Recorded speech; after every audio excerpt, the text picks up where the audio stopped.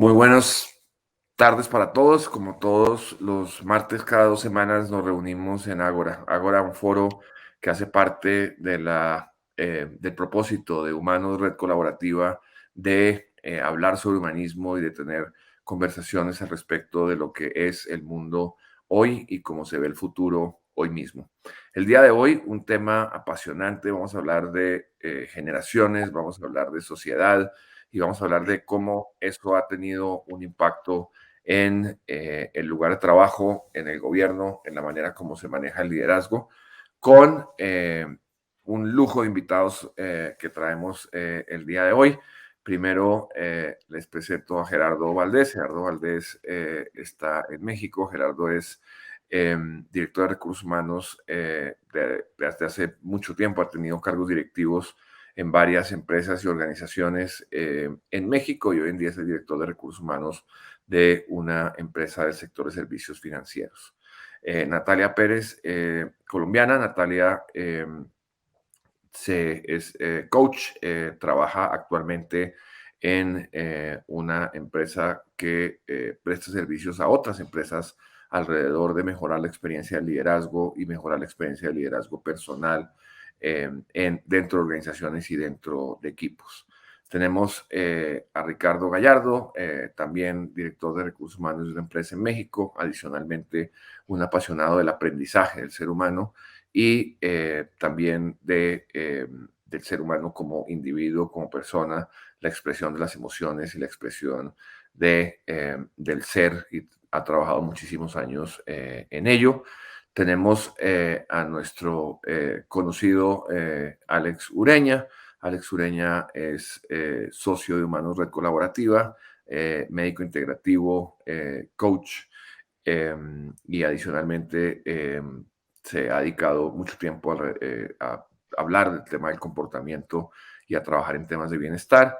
Y tenemos a Federico Arcos von den Heiden, que transmite desde México, pero es argentino. Federico ha tenido una carrera académica muy destacada. Federico trabaja hoy en día con el TEC en su programa de analítica y codirige parte de ese programa, y adicionalmente ha dedicado su vida y hoy en día dedica también su actividad profesional al estudio de la analítica y el comportamiento. Y finalmente a nuestra anfitriona o coanfitriona del día de hoy, Carlota Romero, quien ya ha tenido la oportunidad de estar con nosotros. Carlota siempre la defino como una apasionada de la palabra, el comportamiento y el humanismo. Entonces, bienvenidos todos.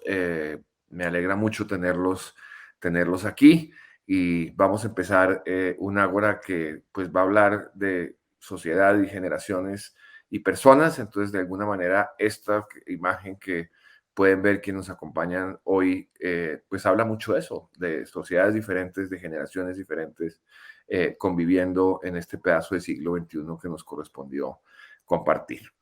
Bienvenidos a todos y quiero arrancar con Federico y con Gerardo para hablar de algo que a mí me ha parecido apasionante, y es que hablando de generaciones, quizás la generación que más se ha estudiado en el tiempo es la generación de los millennials.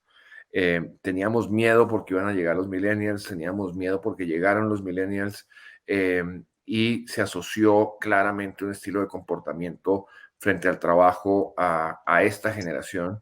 Y quisiera, Federico, que nos empezaras contando cuál es tu visión tanto del tema de las generaciones en general en el mundo de la sociedad y el trabajo, y que empezáramos por este mito que a mí me produce mucha curiosidad, y es el mito de los millennials y qué pasó y qué sucedió con ellos. Bienvenidos a todos y Federico, adelante, el micrófono es tuyo.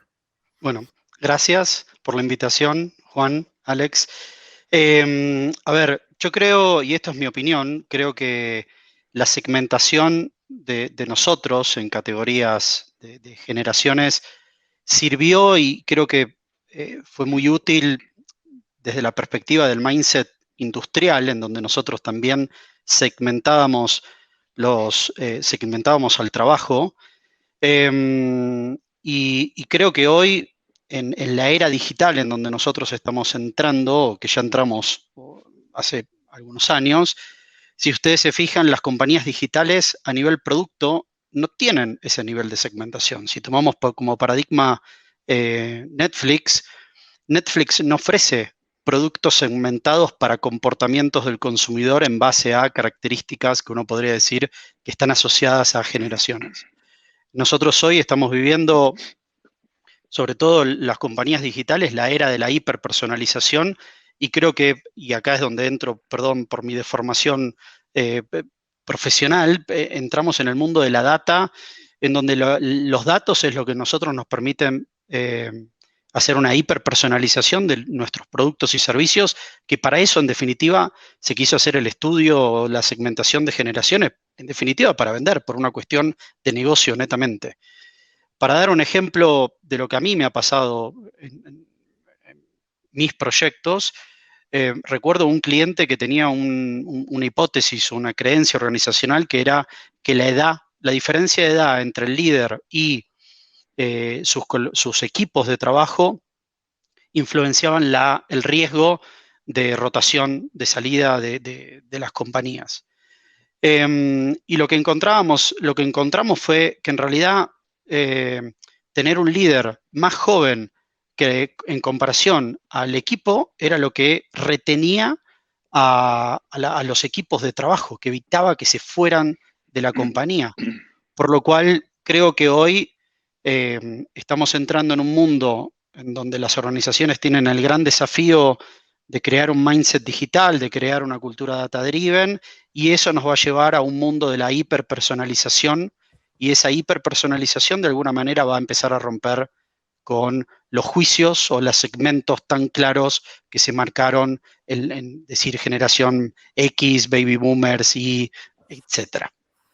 Muy bien, muchas gracias, Federico. Muy claro. Hablas de la segmentación a la hiperpersonalización como fenómeno social. Gerardo, desde la misma pregunta vista desde el punto de vista digamos, de las áreas de recursos humanos y de la empresa, platícanos un poco de esa importancia de las millennials y qué tanto terminó siendo el miedo, si fue algo parecido al miedo del Y2K. Para los que estén aquí que no sepan qué es el Y2K, en algún punto pasamos de 1999 a 2000 y se pensó que todas las computadoras no iban a funcionar y que el mundo se iba a acabar. Adelante, Gerardo. Sí, no, gracias, Juan, y gracias a todos. Gracias, Ágora, por este espacio. No, en verdad, coincido con lo que decías al inicio, Juan, que es una de las generaciones más estudiadas. Sin duda, creo que había, como bien tú decías, un miedo de ahí vienen los millennials, van a cambiar el mundo, las empresas, en la forma en que están estructuradas, la forma en que toman decisiones, que participan y crecen en una empresa, pues va a terminarse, porque realmente va a ser muy complejo que vivan las diferentes generaciones. Todavía muchas de ellas o muchos de los grandes corporativos comandados por baby boomers, ¿no? Entonces, creo que considero que fue muy estudiado. Sin embargo, yo creo que es un tema ya a los años que han pasado, que a pesar de que obviamente significan un porcentaje bastante fuerte de todas las organizaciones, inclusive ya un porcentaje muy alto, ¿no? En términos gerenciales, los millennials, la verdad que yo creo que está el tema sobreestigmatizado. ¿Por qué? Porque yo he conocido de todo. En las charlas que he tenido con las diferentes generaciones, en las diferentes empresas que he trabajado y demás, pues vemos que sí hay millennials que se comportan muy hacia el estilo como los caracterizan, ¿no? En términos digitales, en términos de que quieren ser millonarios, que quieren cambiar el mundo, están no comprometidos con una carrera profesional en una empresa, sino acumular experiencias que les convengan a ellos para crecer y desarrollar sus objetivos personales. Hay de todo, la verdad.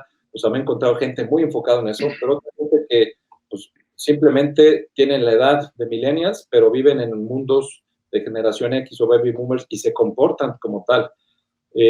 Yo creo que le tuvimos mucho miedo. La verdad, hoy en día en las empresas tenemos 4 o 5 generaciones, conviven bien, algunos mejores que otros. La verdad que yo soy generación X. A mí también todavía me sigue costando trabajo encontrar gente que en 5 pasos quiere llegar a una dirección de área, ¿no? Porque siente que tiene el conocimiento, la experiencia y la aspiración. Y no quiere decir que esté mal, sino que la madurez profesional, ¿no? El poder conocer un entorno, tener mayor sensibilidad, es un tema bien importante, por lo menos en el mundo corporativo. No lo hablo en las nuevas startups, empresas digitales que son súper más dinámicas y obviamente eso conlleva un crecimiento exponencial. Pero yo creo que es un tema de mucho aprendizaje. Al final, ni una generación es la buena ni otra es la mala. Yo creo que entre las dos generaciones hay mucho que aprender. Algo que tienen claro estas generaciones de millennial es de que buscan un propósito muy específico, aunado a lo que ellos creen, y en eso se quieren dedicar, enfocar, invertirle su tiempo y su dinero. Obviamente con un balance más apropiado en su vida, no son como otras generaciones que están de sol a sol trabajando y que eso los va a llevar al éxito.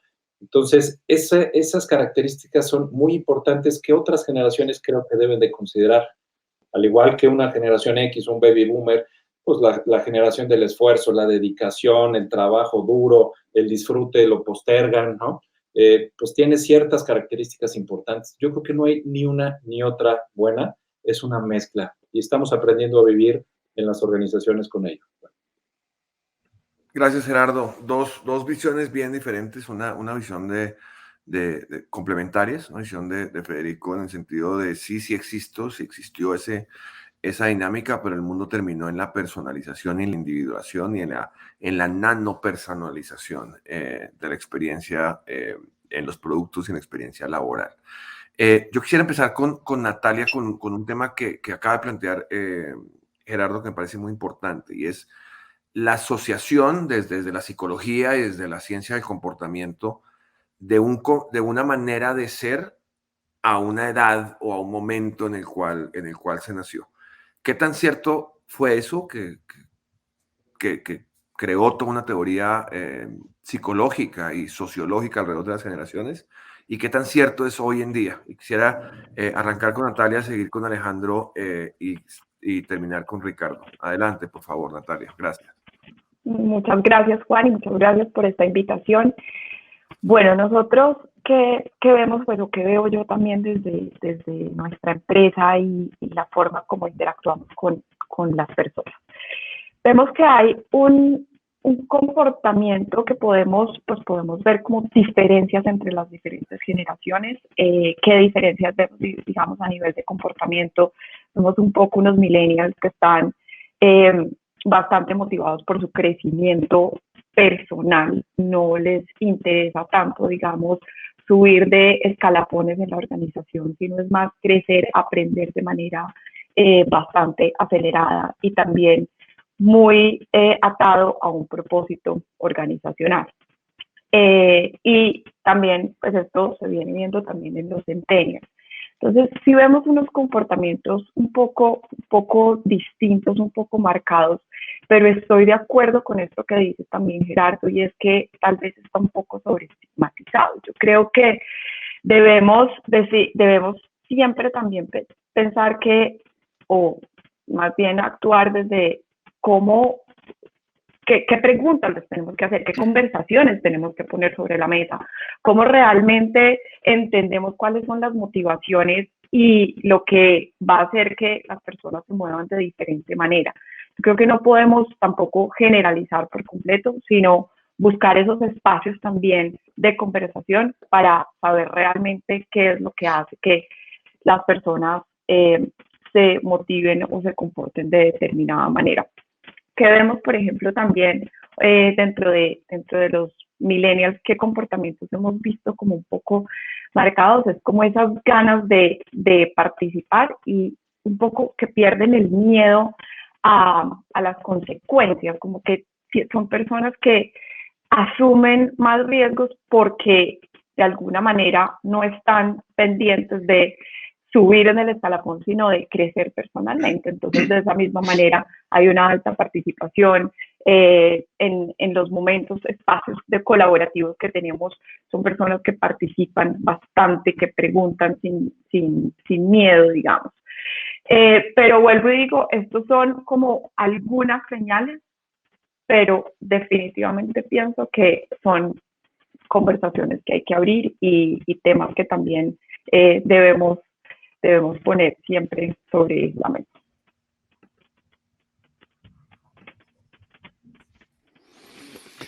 Increíble. Yo creo una cosa muy concreta y es que los comportamientos están basados en el contexto. O sea, hay que ver dónde están enmarcadas cada una de las generaciones, quiénes fueron sus padres, por ejemplo, ¿no? O sea, nosotros, la generación millennial, pues tuvimos padres o baby boomers o generación X que de alguna forma tuvieron también ya experiencias distintas y que pues inculcaron esta perspectiva de búsqueda. Entonces, hay que enmarcarnos, ¿no? Las generaciones no estamos separadas las unas de las otras, sino que una procrea a la siguiente y eso es muy importante para el contexto.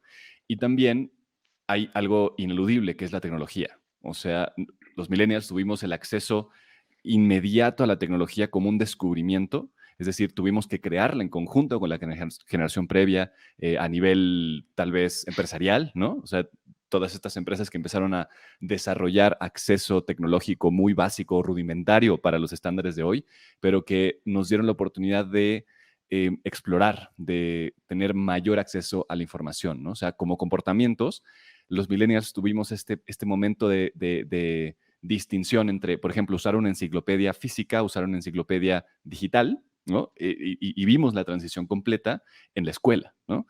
Entonces, esto pues tiene una forma de estructurar nuestro pensamiento en el cual sabemos cómo era antes, ¿no? Porque tuvimos la experiencia de cómo era antes de tener solo un canal en la televisión y un horario específico a tener todo el acceso disponible y poder disfrutarlo y poder moldearlo. Entonces creo que hay que considerar ese lugar dentro del flujo, ¿no? Y luego también mirar cómo las generaciones actuales, o sea, las que ahora están saliendo de la universidad y que están buscando trabajo y que se van a convertir en muy pocos años en la principal fuerza laboral, pues ya tienen una perspectiva en la cual todo está disponible y necesitan mayor rapidez. Entonces, tiene que ver con reconocer cómo podemos convivir unos con otros entendiendo el contexto de cada uno y las búsquedas de cada uno para poder entonces entrelazar este flujo de información y este flujo también de necesidades, ¿no? Me gustó mucho lo que se mencionaba hace un momento respecto a pues esta necesidad tal vez de acumular experiencias y no solamente subir escalones, sino que a través de esas experiencias generar un propósito, ¿no? Creo que también es mucho ahora el tema de reconocer lo que genera nuestro efecto en el planeta, ¿no? Las generaciones pasadas tal vez estaban, pues, enfocadas en la acumulación y en el descubrir y en el acelerar, y ahora nos damos cuenta de que eso tiene consecuencias y que las siguientes generaciones, 7 generaciones adelante, tal vez no van a poder disfrutar de las mismas cosas que nosotros. Entonces creo que ahora está muy presente esa conciencia, aunque también las líneas pues no están tan claras ya, ¿no? Es cierto esto de que algunos millennials son muy estereotipados y algunos pues tienen características pues de generaciones mayores, en fin, ¿no? Creo que los comportamientos son contextuales y tenemos que reconocerlos. Me parece muy importante y es un planteamiento que trae Alejandro a la mesa que me gusta mucho y es que podemos hablar de muchas generaciones y podemos segmentarlas, pero habla Alejandro de un hilo conector y es que una generación crió a la otra y convivió con la otra y es algo que a veces tendemos a ponerlas como en baldes, en cubetas separadas y se nos olvida que hay una interconexión y que esa interconexión es probablemente la que genera las consecuencias, pero definitivamente es la que las vive. Adelante, Ricardo. Creo que el tema está planteado de dos maneras muy diferentes y lo tomas yo creo que en su punto más álgido con opiniones bien interesantes. Fíjate que a propósito de lo que dice Alex, hay una frase que dice, que creo que es árabe, habla de hombres, situaciones o momentos difíciles generan hombres fuertes o personas fuertes y esas personas fuertes generan tiempos fáciles. Tiempos fáciles generan personas débiles que a su vez generan tiempos difíciles. Y hablando de esta interconexión de que una generación crea a la otra, yo quisiera poner en la mesa el tema del contexto, el tema del entorno. No solo es, no solo es la generación que gesta la otra, no solo son los comportamientos, sino el que determina los comportamientos de las generaciones, independientemente de si son generaciones X, Y, Z, baby boomers. El contexto determina la facilidad, dificultad para poder evolucionar y alcanzar el propósito. Incluso la geografía. No es lo mismo pensar en un millennial que nació en Nueva York, que un millennial que nació en la Ciudad de México, que un millennial que nació en un pueblito pequeñito de Canaima, en Venezuela. Estamos hablando también de que la geografía es un determinante. El entorno o el sistema que te rodea determina el comportamiento e incluso la visión de propósito que pueden tener las personas. Entonces, es muy interesante porque nos abre una perspectiva de qué alcance puede tener cada una de estas generaciones y qué expectativas tiene cada una de las generaciones, dependiendo del país, del entorno, de la situación y de la educación que ha heredado. A mí me parece que los millennials efectivamente tienen en común muchos elementos a nivel global, pero es muy importante que desde la perspectiva de lo que nos atañe, que es la disciplina de acompañarlos en las organizaciones, consideremos cuál es el sistema que rodea a ese grupo particular de personas. Y ahí sí podemos mirar, independientemente de tratarlos de segmentar de manera artificial, comprenderlos y acompañarlos a nivel personal e individual o de grupo social. Muchas gracias, Ricardo. Una pregunta para Carlota, después quisiera oír la opinión de Federico. Cuando hablamos de los líderes de las empresas, en la historia siempre se hablaba del líder que fundó su empresa y que trabajó en su empresa toda la vida y que la volvió muy grande y que sus hijos trabajaron en la empresa y que llegó a ser un gran empresario después de varias décadas inclusive. Hoy en día, si miramos las cifras de Fortune 500, han cambiado radicalmente. Una empresa antes, para llegar a Fortune 500 se tardaba entre 10 y 12 años, pero una vez llegaba, se quedaba entre 25 y 30 años. Hoy en día, para llegar a Fortune 500 se necesita entre 2 y 5 años, pero para poderse quedar, el promedio es entre 5 y 7 años. O sea, eso ha cambiado, eso se habla de la volatilidad de los grandes. Tenemos unos líderes del mundo de las empresas de hoy, las que están naciendo hoy, que tienen entre 25 y 32 años, que terminaron, si la terminaron, la carrera e hicieron una maestría inmediatamente y ahora son directores y están capturando millones de dólares en los mercados financieros y en los mercados del fondeo. ¿Se saltaron la fila? ¿Qué pasó con eso de la carrera de 30 años y de crear una empresa para los hijos? Fede, adelante. Estaba Carlota primero, Juan. Perdón, Carlota, adelante. Ya, se saltaron la fila.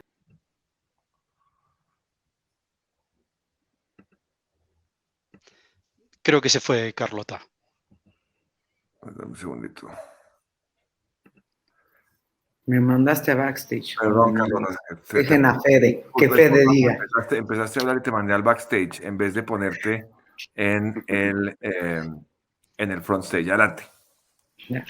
¿Se saltaron la fila? Sí, yo creo que depende mucho a ojos de quién. Sí, en los procesos largos, como teníamos entendido el desarrollo de habilidades. También este crecimiento acelerado creo que implicó que hubieran cosas que no se han madurado. Por otro lado, el tipo de empresas a las que mencionas en Fortune 500 son empresas que no existían con claridad hace 30 años. En realidad son nuevos modelos de negocios atendiendo nuevos servicios y nuevas formas de solucionar necesidades.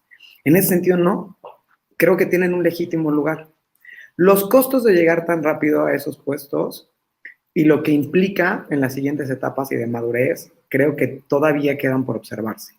También está otra parte, que son los Next Gen. ¿Qué pasa con los hijos millennials? Por ejemplo, en México, que más del 85% de las empresas son empresas familiares.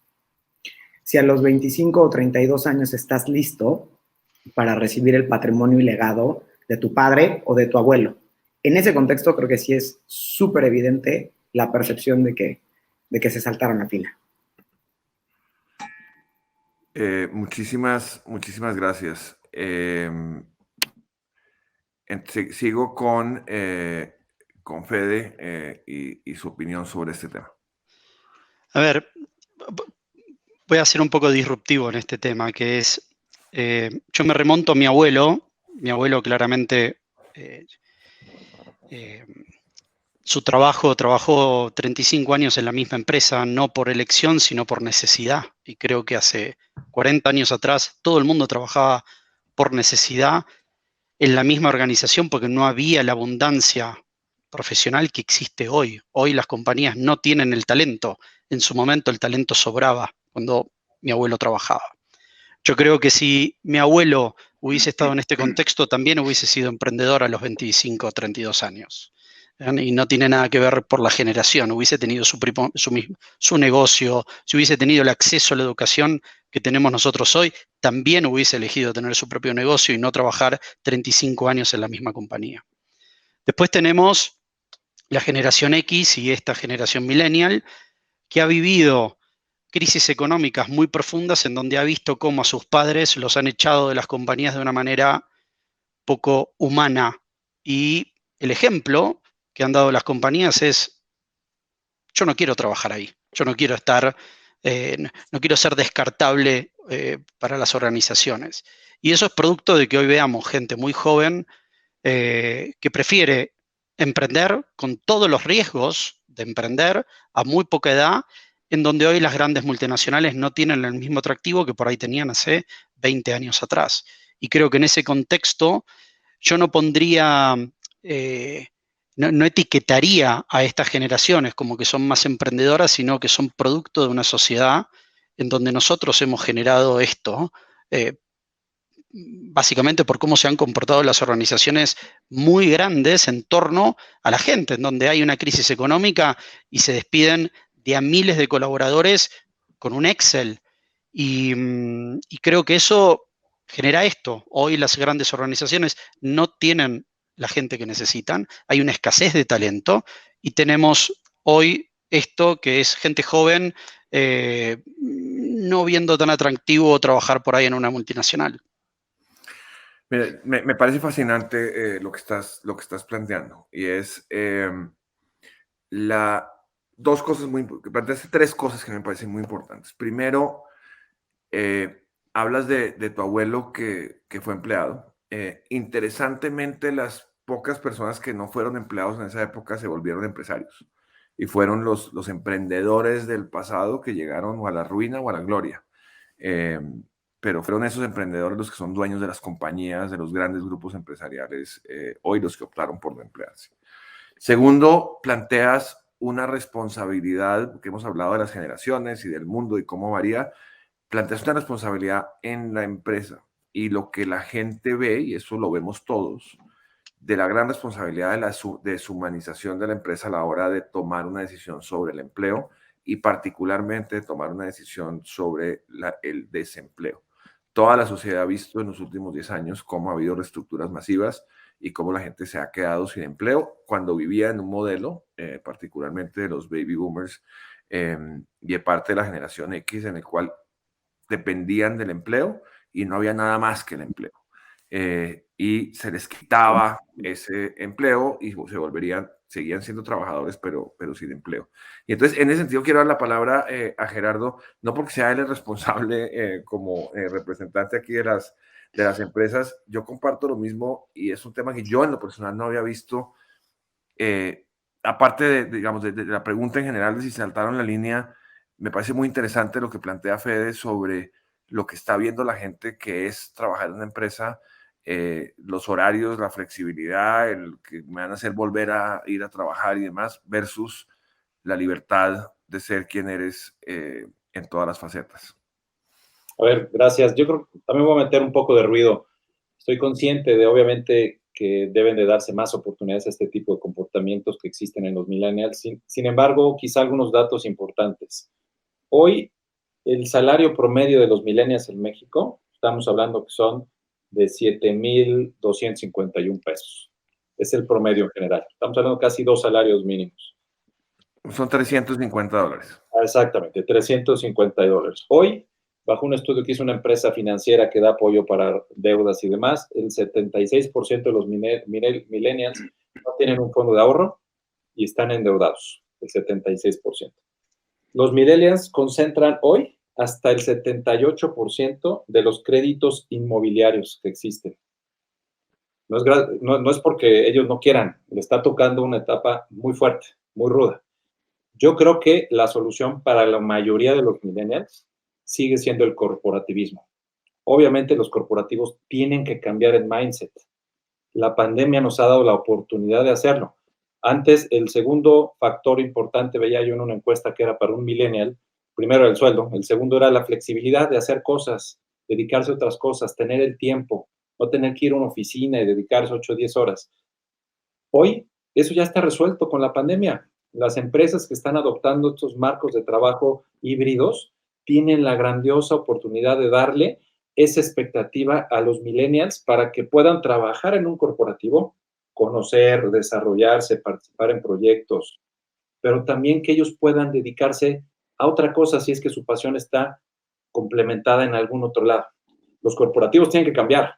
Siempre las reglas todavía existen en muchas empresas de solamente puedes dedicarte a tu patrón, no puedes, si está prohibido que trabajes para otra empresa, o en su caso tienes que, ¿no?, reportarlo a compliance y que analicen, bla, bla, bla. Todo eso tiene que cambiar, obviamente, si no, no vas a tener esa fuerza laboral contigo.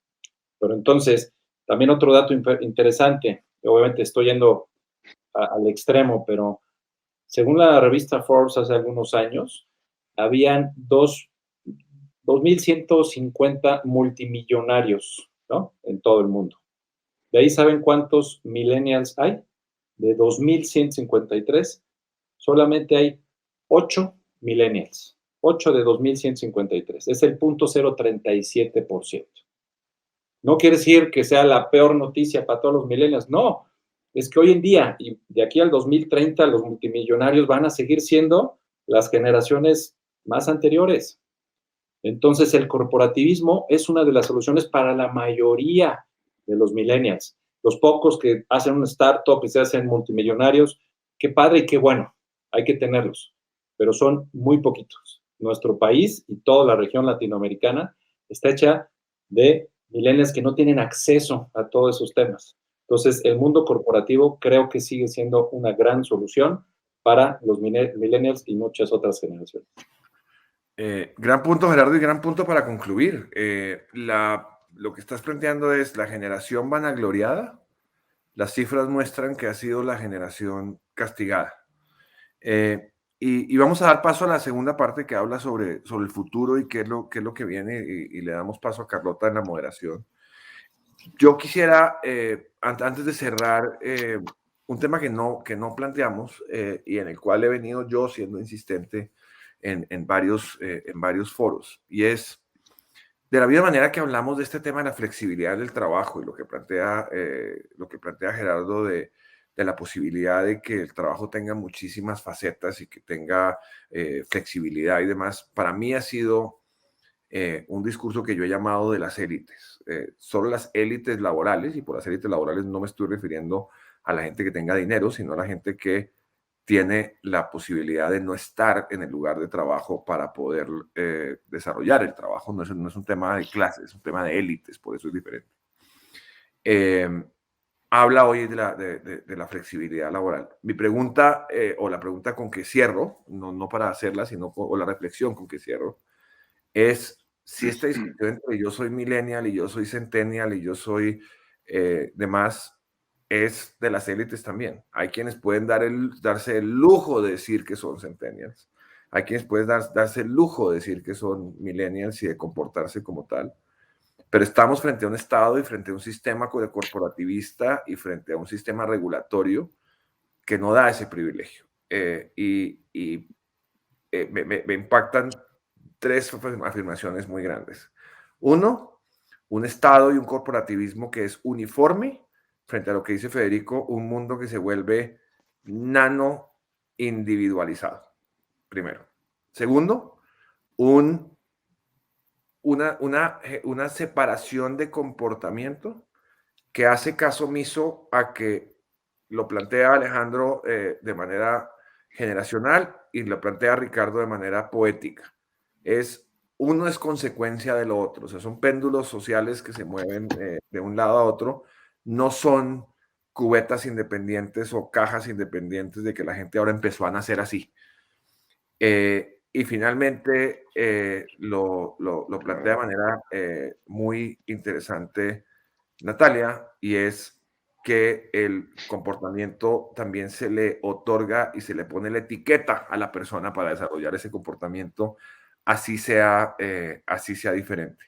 Pareciera entonces que la teoría de las generaciones de la sociedad del trabajo es una teoría completamente errónea que ha fallado de manera radical y que funcionó cuando entendíamos a los baby boomers y a la generación X, pero que hoy en día debe pasarse a una nueva sociología y a un nuevo entendimiento de la persona. Y con eso tan sencillo le doy la palabra a Carlota, dando las gracias a todos ustedes por moverme la alfombra en lo que yo pensé que iba a ser una ágora sobre algo y que terminó siendo no la primera vez que pasa una ágora sobre cosas diferentes. Carlota, el piso es tuyo. Muchas gracias, Juan. Pensando sobre todo, ¿no? Ahorita que los estaba escuchando, ¿en qué esperamos hacia adelante? Sí me gustaría primero tomar ahorita con Gerardo y con Fede ciertos puntos, ¿no? Hoy nos encontramos en un mundo donde uno de los retos evidentes, recapitulando sobre Juan, es la precarización laboral. Entonces, por un lado está esta noción fantástica de la flexibilidad, ¿sabes? La apuesta a no hacer la carrera corporativa para no encadenarte al dinero y poder sentir. Sentir es importante para una subsecuente que les quiero hacer, ¿no? Sentir que sigues siendo dueño de tu vida. Y por otro lado está la concesión, el trade-off inevitable de hacer que la vida sea tu trabajo y asegurar todos los medios financieros necesarios para varias etapas de tu vida. Creo que eso es muy notable en los millennials, pero también en el resto de generaciones, ¿no? Hay algo en el modelo económico de nuestras formas de producir que está craquelado. Fede, ¿nos ayudas?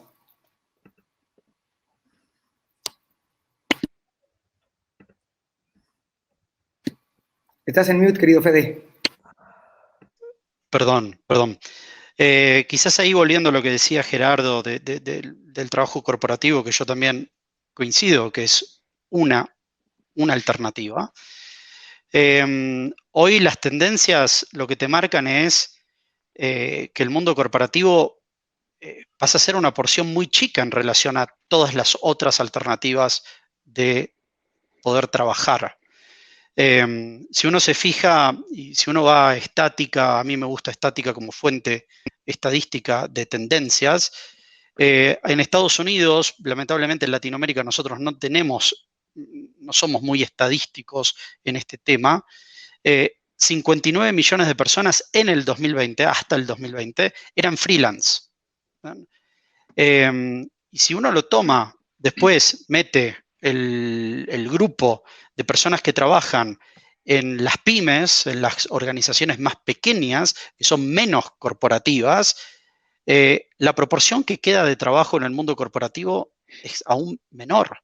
Entonces ahí, digo, si bien la alternativa del trabajo corporativo es una fuente increíble de progreso, después nosotros tenemos que entender cuáles son las expectativas de nuestras personas, de las personas que son laboralmente activas en el mundo laboral. Enfrentados a la pregunta, ¿te gustaría tener tu propio negocio o trabajar en una multinacional? ¿Vos qué te gustaría hacer? Y por ahí la respuesta es tener tu propio negocio, a pesar de que no tiene chances de tener su propio negocio y termina trabajando en una multinacional. Entonces ahí creo que a futuro nosotros tenemos un gran desafío que es reinventar lo que es la concepción del trabajo, no solamente a nivel corporativo, sino también a nivel público a nivel de reformular las leyes laborales, porque sigo creyendo en que estamos yendo a un mundo que es hiperpersonalizado, no solamente a nivel mundo laboral, sino también a nivel negocio. En China, estaba leyendo el otro día que la tasa de interés que te dan está influenciada por tu capital social, por el análisis de toda tu actividad social. Entonces, la tasa es mía, la tasa que me da un banco es para mí, no es por mercado y en comparación a la tasa del bono de Estados Unidos y del beta del país. No, es lo que yo hago en relación a mi capital social. Y eso es súper interesante, te va marcando un cambio de mindset y un cambio de tendencias que no son progresivas, es un salto cuantitativo muy, muy importante. Y creo que esto, las organizaciones se van a adaptar antes y después se va a adaptar los gobiernos y demás. Y ahí no hay generaciones. Ahí se rompe todo. Eso es empezar de cero. Gerardo, tú que tienes muy claro los retos regulatorios, nada más acotando sobre lo que decía Fede en esta misma lógica, ¿no? ¿Qué tal la traición al sueño de la ubicuidad digital por motivos regulatorios laborales? En plena pandemia tampoco te puedes estar saltando de geografías. Yo creo que es un tema importante, ¿no? O sea, tú hablabas de si seguimos siendo dueños de tu vida o no. Todo el mundo quiere ser dueño de su vida. Antes hablábamos del balance, ¿no? Vida-trabajo, ya no existe el balance. Ya estamos, hoy en día, por lo menos en las empresas que continúen con un formato híbrido, home office, pues ya tu trabajo y tu vida personal está inmiscuida. O sea, si no ha llegado ahorita mi hijo es porque le cerré, por siempre se mete. Y pues aquí estoy, convivo con mi familia, trabajo, estoy con ustedes en Ágora. Ya es un tema muy integral. Obviamente, yo creo que las empresas siguen trabajando en tres grandes temas, por lo menos los grandes corporativos. Yo coincido que las pymes no están preparadas, las pymes todavía están tratando de extraer el mayor valor posible porque los costos laborales, los costos fiscales, los costos de reparto, utilidades y demás son altos y es bien difícil de extraer valor. Entonces, ahí las prácticas son diferentes. Sin embargo, se siguen haciendo obviamente esfuerzos alrededor de lo que le llaman las 3 Ws. El propio trabajo, el workforce, la fuerza de trabajo y el workplace, donde trabajas. Yo creo que el trabajo se está dando un cambio muy fuerte, obviamente, por los aspectos tecnológicos que han avanzado y seguirán avanzando fuertemente. El workforce es el acceso. Yo sí estoy convencido que a pesar de toda la legislación laboral y todo el tema de subcontratación y las empresas y las funciones repseables y demás, al final de cuentas existe un camino para acceder a esa fuerza laboral especializada, ya sea en el mercado local o no en el mercado local. Yo soy una empresa donde es multinacional y yo tengo gente trabajando de 6 países para 6 países diferentes. Yo tengo gente que coordina ciertas funciones no solamente para un país, para 2 o para 3. Y esa flexibilidad la hemos podido adaptar. No es fácil, no es sencillo, pero tienes la manera de hacerlo. Entonces, esa gente que puede, pues no necesariamente como era antes, oye, el manejo de expatriados, váyanse, te voy a migrar de un país a otro, a Singapur, a Australia, donde tú quieras, pues ya no existe, ya no es tan fácil hoy en día, o sea, hace muchos años, el cambiar una familia, escuelas, cambiar a tus hijos, etcétera. Hoy en día ya no lo tienes que hacer, tú puedes estar working anywhere, administrando y dando valor a diferentes lugares. Entonces, eso yo creo que es un gran valor para, deja tú los millennials, los centennials, para la fuerza laboral, siempre y cuando tú te especialices en un tema, porque creo que la especialización sigue cobrando un tema muy importante, vas a tener oportunidades en el mundo laboral. Muchas gracias. Vamos a hacer ahorita una confrontación entre estos argumentos profundamente técnicos, ¿no?, de Gerardo, y algo que creo que ha pasado en las nuevas generaciones. Y me gustaría que nos platicara Natalia y tal vez ahí Ricardo también desde la Dirección de Recursos Humanos, que es, como generación, de hecho, ¿no?, en experiencia personal, empecé a ver que trajimos un verbo al lugar de trabajo los millennials. Yo siento que esta campaña funciona, yo siento que esta corrida financiera, ¿no? Y eso es simbólico de algo muy interesante, ¿no? La llegada de las emociones y de la subjetividad y de exigir que tenga sitio ese lugar tan individual y esa percepción personalísima en temas donde teníamos Excel y donde había datos, ¿no? Natalia, si nos ayudas. Sí, definitivamente eso es un tema que entra pues con muchísima fuerza y que hoy vemos que es una conversación que todo el tiempo está presente. Ya digamos que incluso desde los modelos de formación de las organizaciones, los modelos internos de upskilling y reskilling, siempre están buscando también hoy en día involucrar temas como de inteligencia emocional, de toma de decisiones, de resiliencia, de empatía, porque se hace fundamental aprender a manejar este tipo de cosas, ¿no?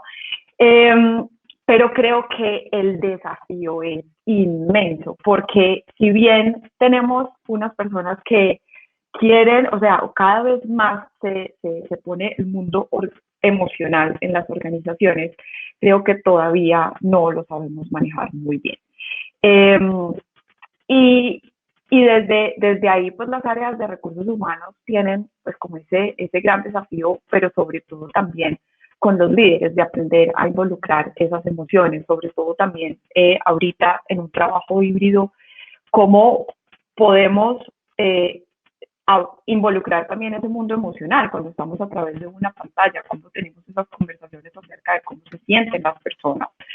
Yo creo que el sentimiento igual viene, eso es importante para todo el mundo, pero debemos también darles ese espacio y los líderes hacerse cargo también de tener esas conversaciones con su gente, no perderle el miedo a tener esas conversaciones sobre las emociones y aprender pues definitivamente a manejarlas. Y sí, es un gran desafío y que lo tenemos que involucrar en esos programas de formación y desarrollo hacia adelante. Ricardo, en esto de cómo vamos dando los pasitos del Lego para construir contextualmente nuevos modelos en la oficina, bueno, en el lugar de trabajo. Fíjate que me recordaste a la época en la que se introdujo el concepto de inteligencia emocional en las empresas, cuando Goleman suelta este libro por ahí del 95, y cómo las empresas inmediatamente se volcaron hacia esa tendencia, pero vista desde los ojos de los baby boomers, si me lo permites, hablando generaciones, y cómo de manera fallida o de manera muy tayloriana se intentó implementar en las organizaciones programas para desarrollar la inteligencia emocional de los dinosaurios.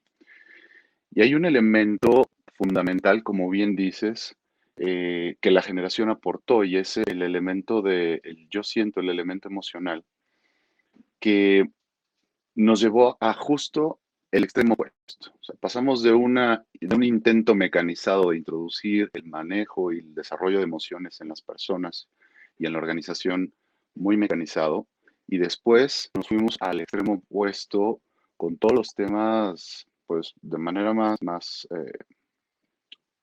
presente, de wellness y el tema de meter incluso temas de yoga y en temas holísticos, el mindfulness y demás, y que finalmente empezaron a generar todo un espectro completo de posibilidades, y que muchos empezaron a chocar con la personalidad de la organización.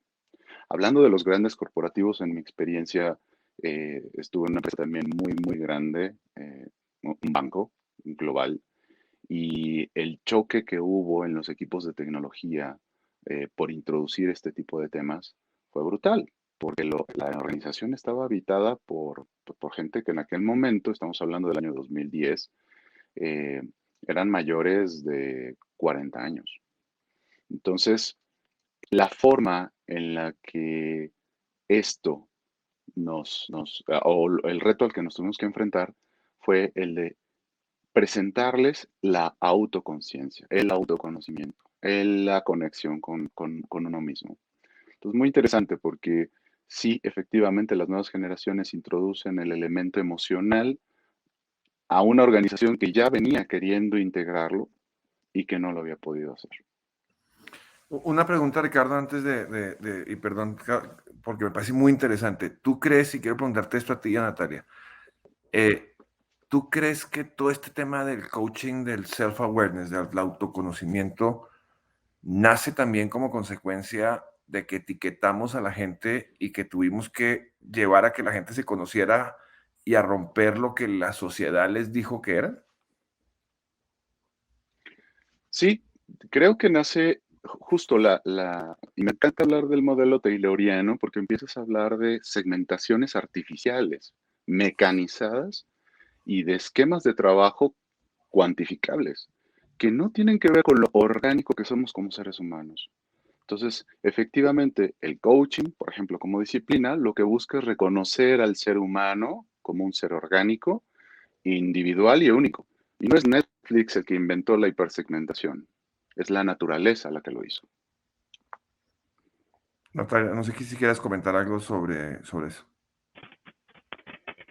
Sí, ahí yo veo pues como una necesidad también de las personas, como dices tú, de autoconocerse, pero también porque estamos demasiado conectados con excesiva información, con muchas circunstancias que hacen también que de pronto la forma de relacionarnos y de aprender también sea distinta. Entonces, no sé si viene específicamente como de esos estereotipos y de encasillar a las personas en algo, pero sí definitivamente como de una necesidad personal de conocerse y de relacionarse y aprender diferente.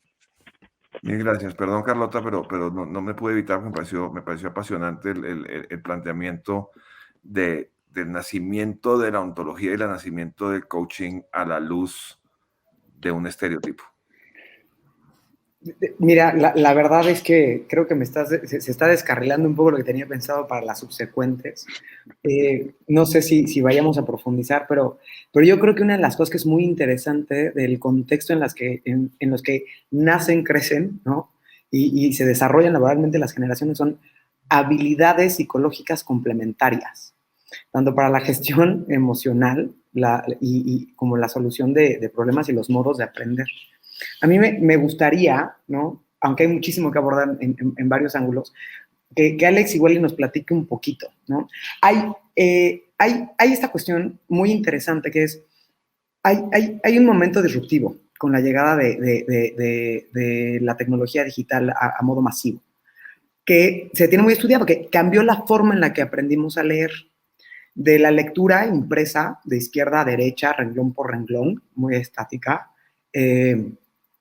a la lectura por hipervínculo o la relación a 5 pantallas. Tú estás viendo Netflix, pero buscas la historia de un personaje en tu celular mientras estás contestando un mensaje, ¿no? Es una forma distinta de construir el conocimiento. Y ahí me gustaría, ¿no?, pensar un poquito con Alex en esta relación causa y efecto, en esta idea santificada, muy epistemológica, de cómo se dan los problemas y cómo hay que solucionarlos, y el futuro de generaciones que tienen procesos mentales distintos coexistiendo en el lugar de trabajo. Me encanta. ¿Qué tema? ¿Qué tema? Creo que hay mucho en esto. El que tenemos el conocimiento de una forma distinta. O sea, tenemos disponibilidades, o sea, tenemos disponible el conocimiento completo de la humanidad a nuestros...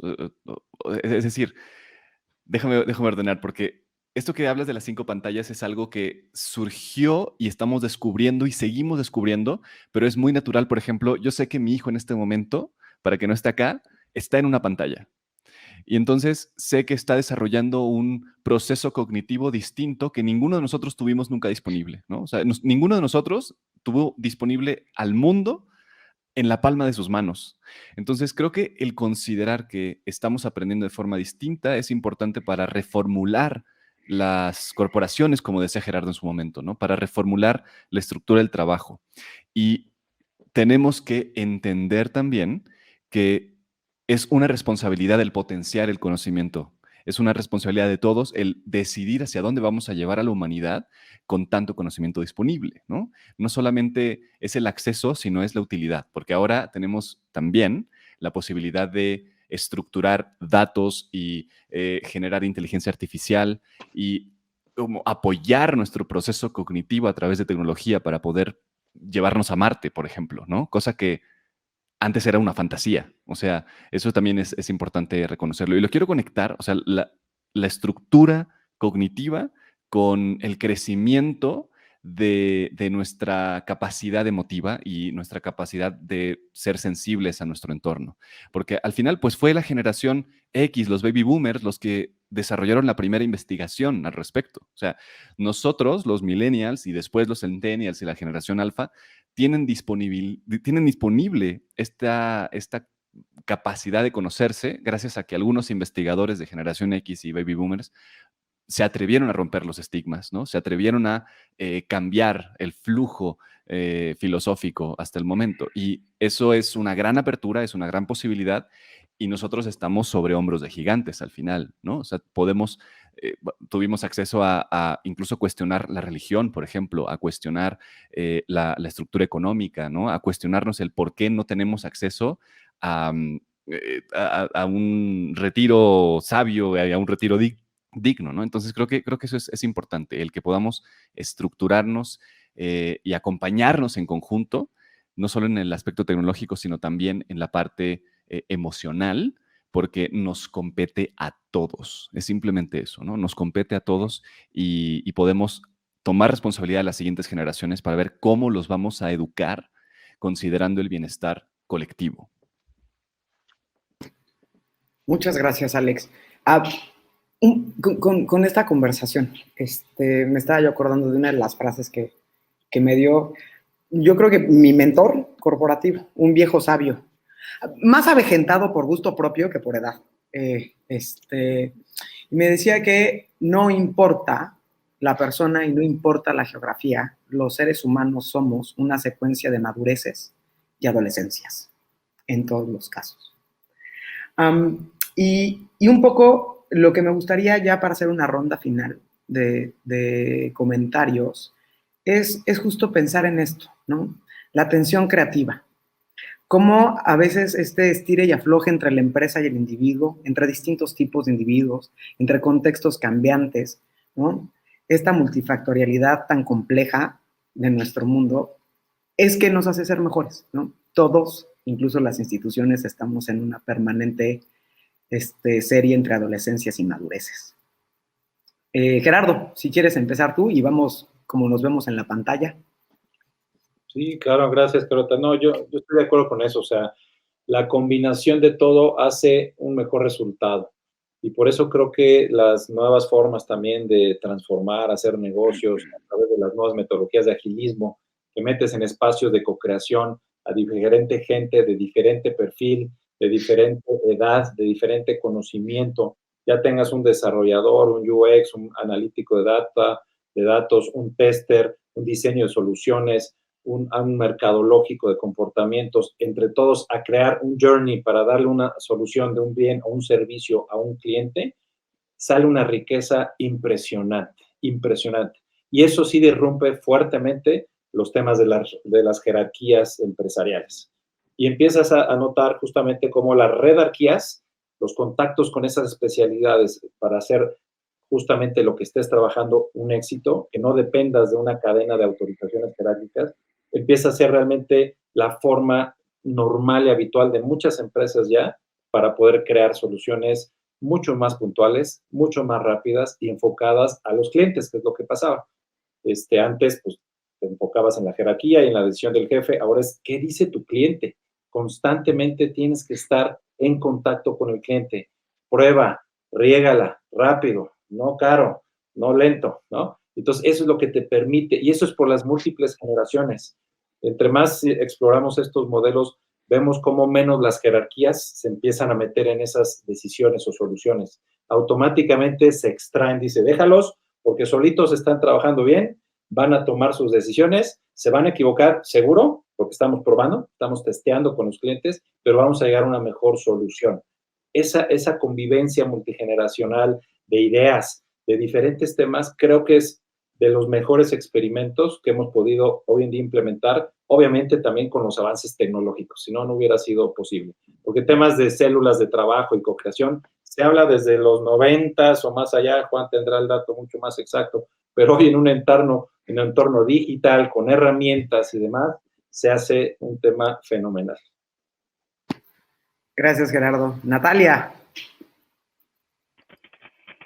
Sí, la digitalidad y el cliente, creo que un consumidor cada vez muchísimo más exigente nos pone el desafío de tener organizaciones también evolutivas, que tengan la capacidad de responder rápidamente a los clientes y a esas necesidades. Y para eso, definitivamente, en esas organizaciones evolutivas necesitamos equipos que sean multidiversos, y no solo diversidad en edades, en generaciones, sino en personas que piensen distinto, en personas que traigan ideas y contextos diferentes, y por eso creo que el trabajo híbrido también nos trae algo maravilloso de conectar diferentes países y diferentes circunstancias.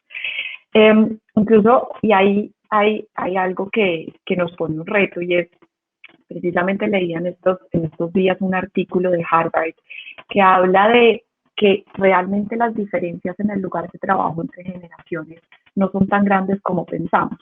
Y pensar que son grandes hace que se separen incluso la interacción entre las diferentes generaciones. Entonces, porque se empiezan a crear esos estereotipos, y eso evita o impide una buena colaboración. Entonces, creo que tenemos ese reto también, y es ver cómo desde la diversidad sumamos, pero no para estereotipar o definir comportamientos distintos y encasillarnos ahí, sino cómo desde esa diversidad podemos crear cosas absolutamente distintas, creativas, innovadoras, ágiles, que al final lo que nos lleva es a una mejor experiencia de empleado y de cliente. Gracias, Natalia. Alex. Gracias, Carlota. Yo creo que hay que tomar perspectiva.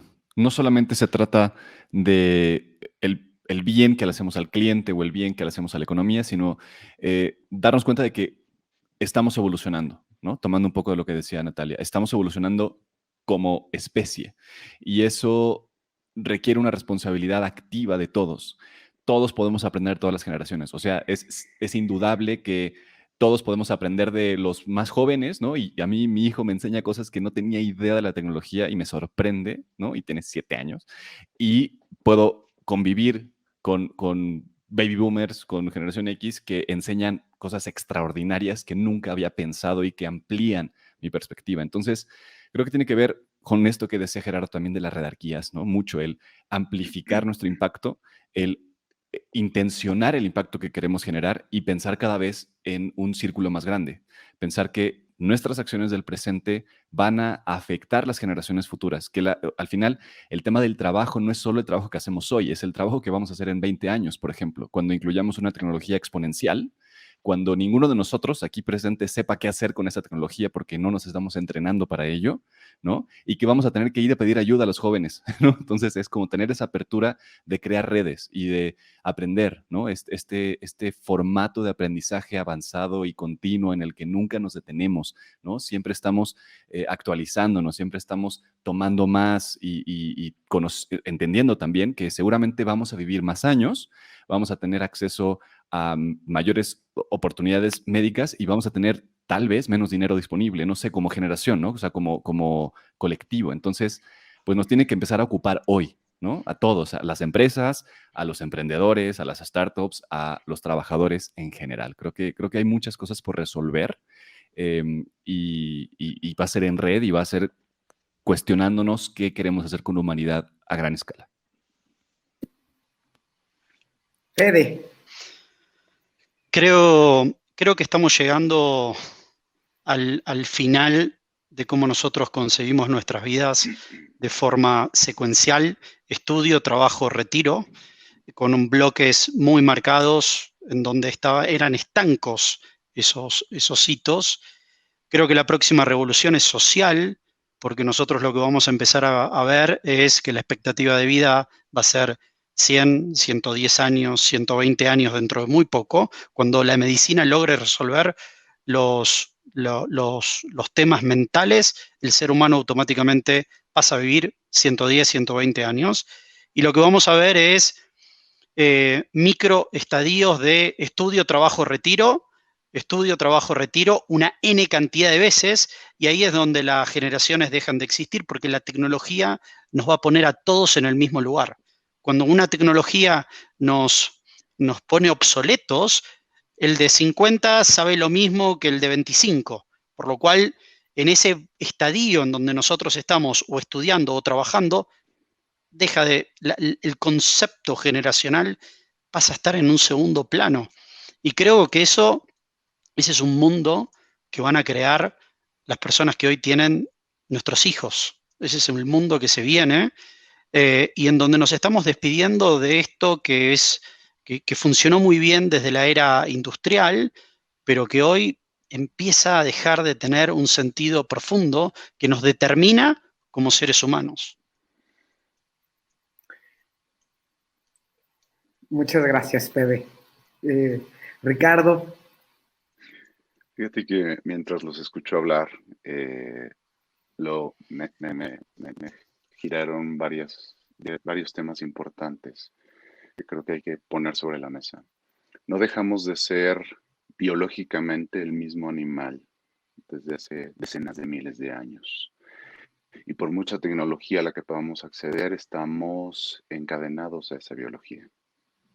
Podemos extender 10 o 15 años nuestra vida, pero nuestras necesidades, nuestra química, no ha mutado. Esto nos da una muy sólida base para poder determinar lo que queremos ser y lo que podemos ser. Si bien estamos investigando temas de modificaciones genéticas y demás, los seres humanos nos seguimos relacionando, colaborando y transformándonos en tribus y manteniéndonos y moviéndonos en redes organizacionales. Podemos crear todos los organigramas que querramos, pero siempre vamos a funcionar en redes. Y es maravilloso que ahora tenemos medios para facilitar las redes. Y ahora la organización está forzada a funcionar como una sociedad. Es muy interesante porque eso nos simplemente elimina la frontera entre la organización y la vida misma. Y a propósito de lo que decía Fede, coincido con que el ser humano queda obsoleto en función del conocimiento que se vuelve obsoleto a través de los ojos de la necesidad de la sociedad. Yo creo que nuestro ciclo siempre es, desde que nacemos hasta que morimos, es nacer, aprender, trabajar, aprender, trabajar, aprender, trabajar, aprender. O dicho de otra manera, aprender y aplicar. Aprender y aplicar, aprender, fallar y aplicar, aprender, fallar y aplicar. Mejorar. Reproducirnos o no, amarnos o no, pero finalmente entender que nuestra biología nos sostiene. Y mirar un poquito atrás nos va a ayudar a ver hacia dónde vamos a ir adelante, porque ahora la tecnología nos permite ser una tribu de miles de millones de personas. Y las posibilidades, por ende, casi infinitas. Juan Domínguez, 5 conclusiones para 5 ágoras más. Estás en mute. Bienvenidos al mundo de Aldous Huxley. Alguno de los que está aquí dijo, cuando siempre compartimos la temática, y lo primero que contestó es: Juan, ¿van a ser 4 días o es 1 hora sobre este tema? Déjenme cerrar y les agradezco muchísimo sobre esto con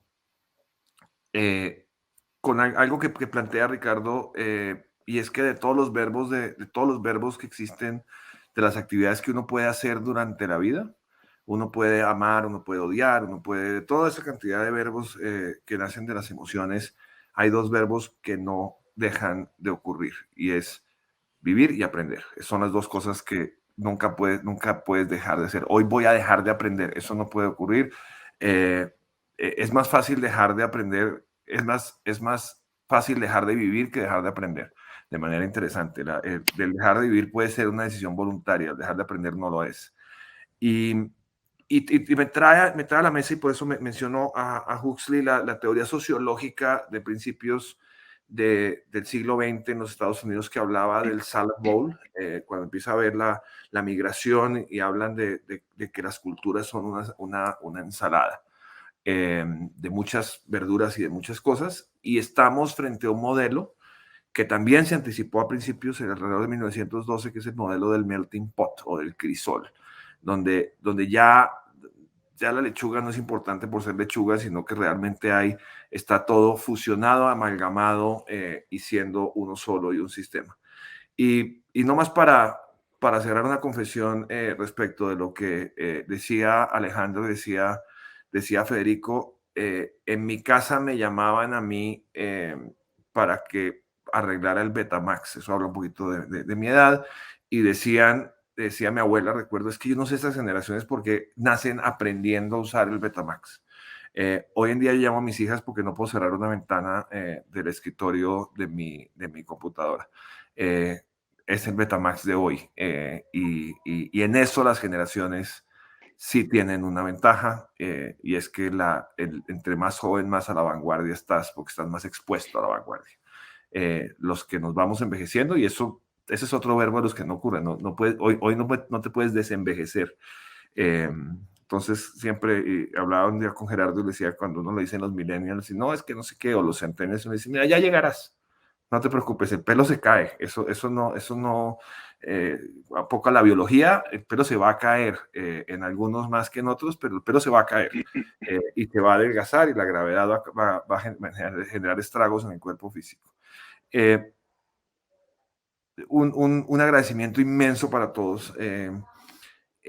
Un Ágora que se planteó como algo y terminó como algo diferente, lo cual muestra precisamente que el título estaba bien planteado, el dinamismo.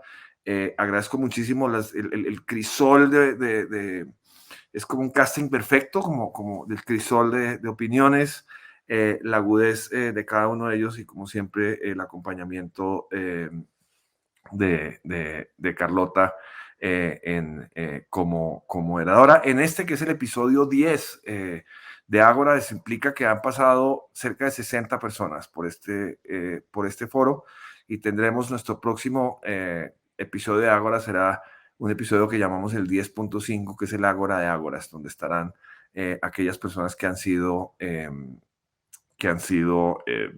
moderadores durante este tiempo. Muchas gracias a todos. Por favor, cuando vean esto, aseguren que la mayor cantidad de gente lo vea. Para mí ha sido un aprendizaje maravilloso. Muchas gracias, y como siempre a todos los que nos escuchan y nos ven, pues Ágora es el foro griego, el foro donde creció la cultura occidental, traído a este mundo virtual del siglo XXI, como parte de lo que hacemos en Humanos Red Colaborativa por acercar la humanidad al mundo. Feliz noche y muchísimas gracias a todos.